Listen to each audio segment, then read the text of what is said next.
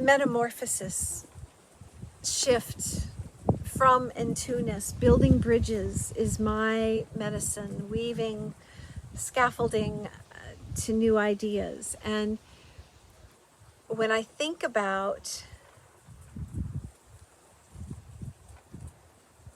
this movement, this Joji movement, it was an interesting exercise earlier this year. We brought a group of people together and began to really define what the Joji movement would be, what it would look like. And you felt that? I just did a skip and now I'm coming. It will dance. So if I drop a thread somewhere, come back to me on the application and say, you drop the thread around, and then I'll weave it back in. It's sometimes up to you to help me figure out which threads are the important ones for you. You are co-creators of this channel. And that is something that I'm really excited about. This going from me to we. Anything you want to ask, any part of this map I'm going to share with you on Friday night that you want to know more about. As you're asking me more about it, more will reveal itself. Your question, we are interacting with the future construct in this mapping process. And the more we ask better questions of our future, the more we engineer them to happen. So these are quantum engineering, healing conversations, and that's why Marco Polo. And it will be the primary place where all these go, and I'm going to do my best with the technology to try and get them all up on YouTube, the channel, Joy of Joining In. So for some people, finding this in that medium will be a little delayed. If you're on Marco Polo, Joji, Summer of Love, you will get it in real time. If you're in the delay mode, you'll get it up on YouTube. Either way, I would beg you, because I'm weary. I need some hope too. I built this temple, this Joji project. I've been huffing at this for a while now. And this is not emotional blackmail. This is just getting real about the weariness of trying, all of us, each of us trying to do this on our own. And that is a hyper-individualism, a hyper-competency piece, a hyper-vigilance piece, the last of our collective shame core still on guard. Can we really trust each other? Can we really trust this process? Can we really relax into the flow of potentiality here? The release of the shame core to show up as humbled by the calculus of now, as I know we all are. Anyone with an ounce of compassion for our collective self-abandonment, that's who belongs in this conversation. It's not about what any one of us can do. There will never be another savior. This is, I love what the Dalai Lama, there are no more Dalai Lamas. We are the ones we're waiting for. Each of us. We. Me and we. And the only way I can believe that the we is possible is that I'm doing the work on the me, and I recognize that the balance of this work that needs to be done, the release of my shame core, the release of your shame core, so that you are not operating from a place of fear and humiliation anymore, that you have a co-regulating populace around you to support you, that we understand that until we collectively take care of the breathing part, the water part, the food part, the shelter part, the expansion of our expression part, we will suffer as a species, period. We have to take care of this. The core base needs of our physical bodies so that our nervous systems can be oriented towards curiosity rather than defensiveness. And that defensiveness now has reached the point of egomaniacal obsession with power. So it's going to take a collective movement to override that lazy river. We have to be not lazy and stand collectively, arm in arm, code adjacent, you doing you, me doing me, figuring it out, consciously aware, meeting with each other with aisle cleanup stuff like, oh, yesterday, clean up on aisle 5. You can begin to see your patterns where you're triggered and get there so much quicker, especially if you can be met with others with a loving mirror, a soft landing. Oh, Edie, that's not like you. The Ubuntu way of showing up for each other, seeing the best in each other, and seeing this moment as a dysregulated moment of separation from self. Now that we're a long ways off from that utopian heaven on earth balance of me and we, but the intentionality of that, to be a part of that, that's an all-in kind of yes for me. I want to work with people that understand that the currency of trust, the currency of love is an abundant, self-generating, life-regenerating force that we hold the purse strings to. We are the authors of heaven on earth. This is a love story, and it's going through its next chapter.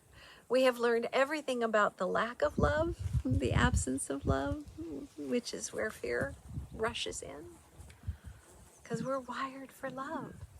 And when our source is pulled away, fear is what fills the void. And if we understand that, if we can reach that observer part and manage our fear and find the somatic release of that fear, that's why I live where I live. That's why I sleep outside. That's why I made this sandy so people can come put their feet on the earth and just sit quietly together.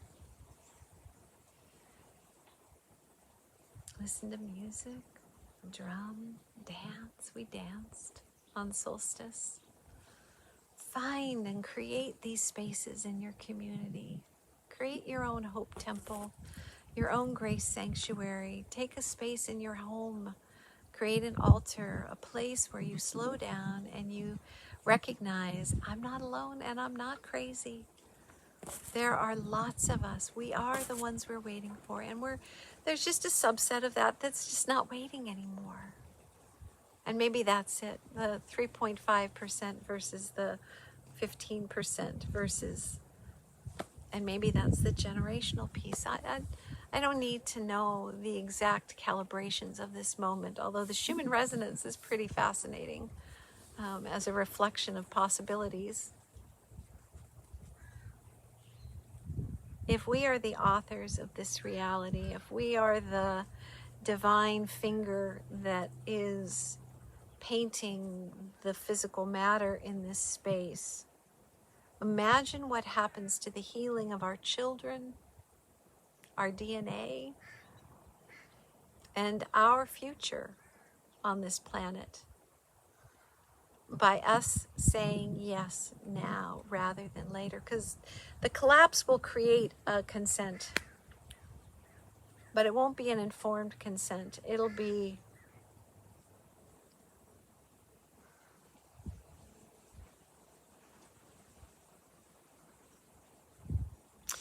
Hail Mary is what comes up, but it's not even a sure thing with a Hail Mary. There is just a psychic cost beyond measure, beyond reconciliation with our unconsciousness. Like the pain of not closing the gap between knowing better and doing better right now is, I think that's what my son is feeling. I think that's what so many young people are feeling. Like, You can't unknow what we know about this moment, that we are the authors of our own misery, and we think it's the way out of this is through our ideology. And I can promise you that on all aspects of this contraction, this polarization, I was fascinated by who ended up being a good guy and a bad guy during COVID. I gave up trying to figure out who's right and wrong in this moment, because it's just so fractured and nuanced, our ways of attaching to our certainty. And as long as we stay attached to our certainty about what's right and wrong, we will miss the potentiality of new ways that we've never even explored. I because of my 35 years in the church and my Christian background, I get two parts of this polarity. The conservative,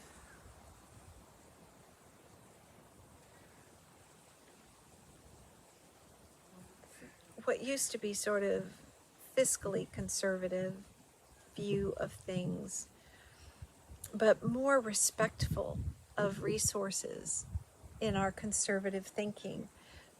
I get lots of different facets actually on this lens. Maybe that's part of my reaction to my father's presence in my life, as I learned nuance, how to read lots and study, acutely hyper-focused study, neurospicy study, dynamics.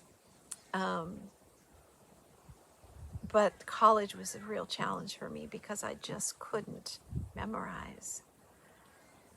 And so all of this that comes through this channel, all of it is subject to the uniquely faceted prism that is my brain and my life experience. Like, I don't know how to explain this to others other than it felt like I just had to go all in on me. Whatever those limitations were, I had to see them as a feature, not a bug.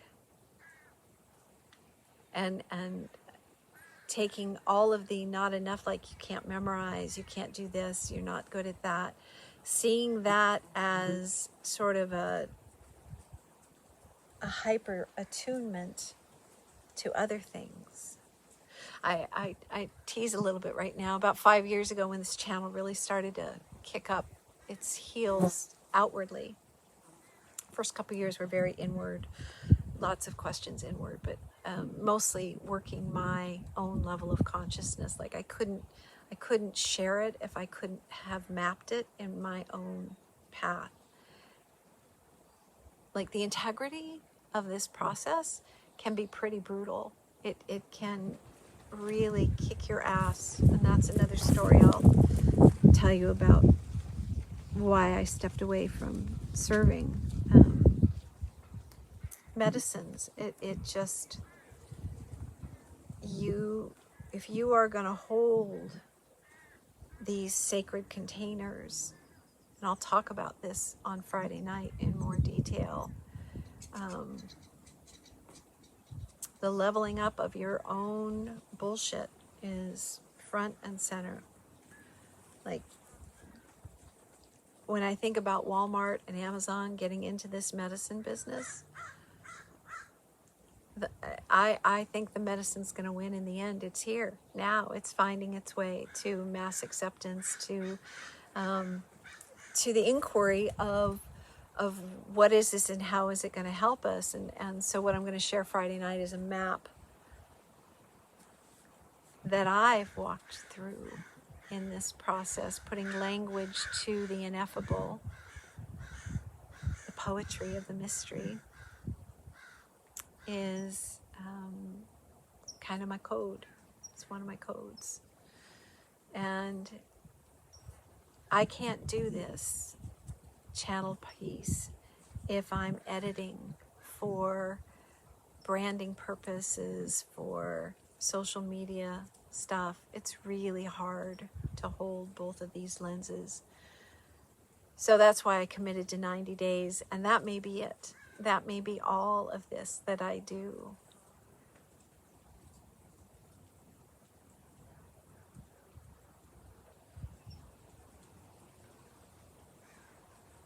So I offer this as an invitation for you, each person who hears this, to decide if this is worthy of a share, if this is worthy of a conversation with others. This is not the healing channel. This is an interactive conversation where we're sparking each other's codes to life, to fully express. And my codes are directed towards helping reset the communal nervous system by recontextualizing the transformational tension that we're in, from a fear-based lens to a midwife's lens, that we're just going to have to breathe through the hardest parts.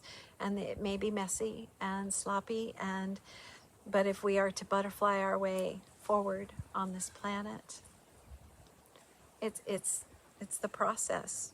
You know, we have to collectively get these wings going together. There's no shortcuts. There's no Dalai Lama, no Redeemer, no Savior. We are here to save ourselves.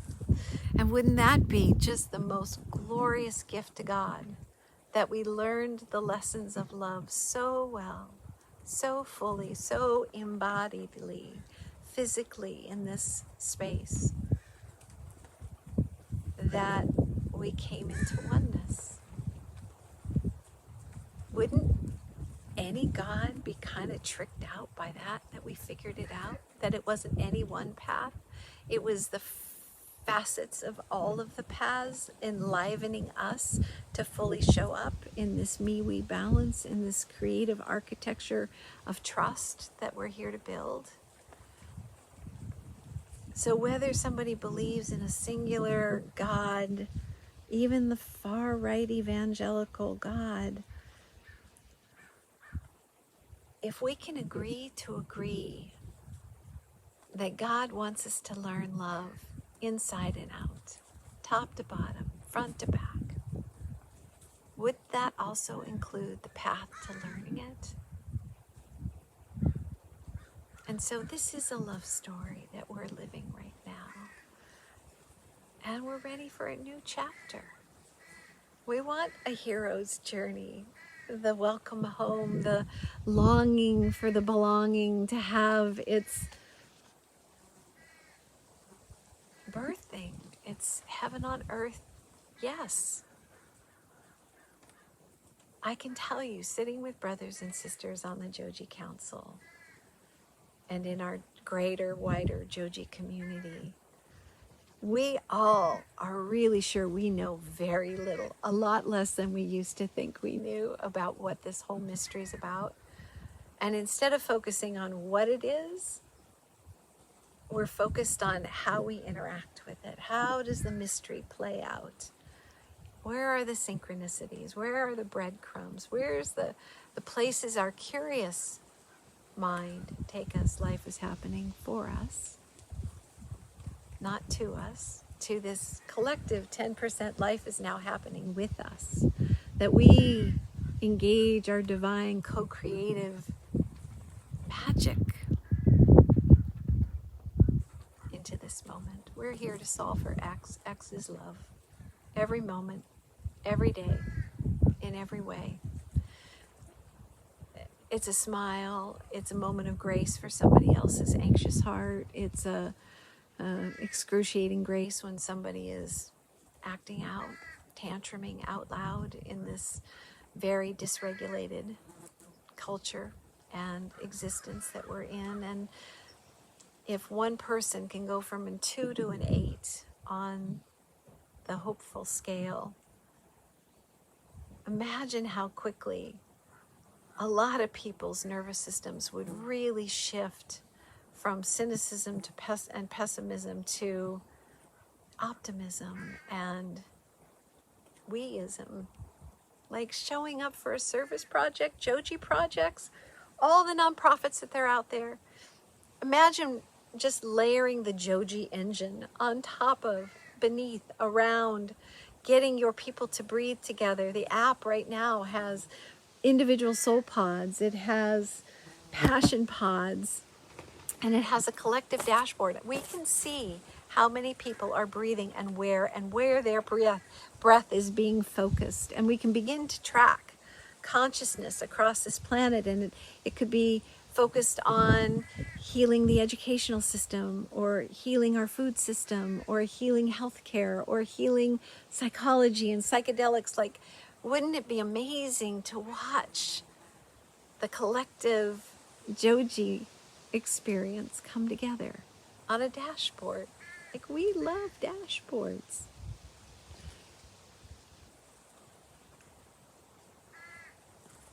I am certain of this one thing, that my entire life experience makes sense right here and now. I've been way early on a lot of things, and it's been sort of painful at times, and isolating at times, and self-imposed isolation, because I was carrying that too muchness, that my longevity of delivery is a thing to be shamed and curtailed, rather than letting it flow. And so that's what this 90 days is about, is what is the experiment of Jojima and Dagama, just without worrying about how they're received, and just let it happen. Edie's really tired of trying to package and clean it up in a way that makes it picture perfect and viral. We already have a virus of fear. I would like to think that the antidote is some rest from that intensity, softer, just a conversation, ongoing, drop in when you need to feel like you're not alone, you're not crazy. There's a project that wants to be birthed in the next year called The Fool, a one-woman show. And the opening line goes something like this, and I'll end on this. We will spend some time together. And at the end of that time, you're going to walk out of here with one of two ideas about what just happened. One might be that that lady's kind of off. She's kind of crazy. She calls herself a fool, and that's probably a good name. Or you're going to walk out of here and think, I too am a fool for love. It's time to be a fool for love. It's time to go all in on love as our source code, as our true north, as our beckoning in the becoming. And it demands and will not be sated in any other way that we meet the full measure of our biology to experience ecstatic connection in physical form. And she has moved us through a full spectrum experience. She, he, we. I so want the men to feel the love too. It's been hard on both of us, all of us. I just happened to fall in the binary safe zone. But my dear friend who went from 2 to 8 did not fall in the binary safe zone, and has spent her whole existence not just fighting the demons from within of not good enough, but man, getting beat up by that reinforcement every day. That her greatest hope is that she just not get beat up anymore.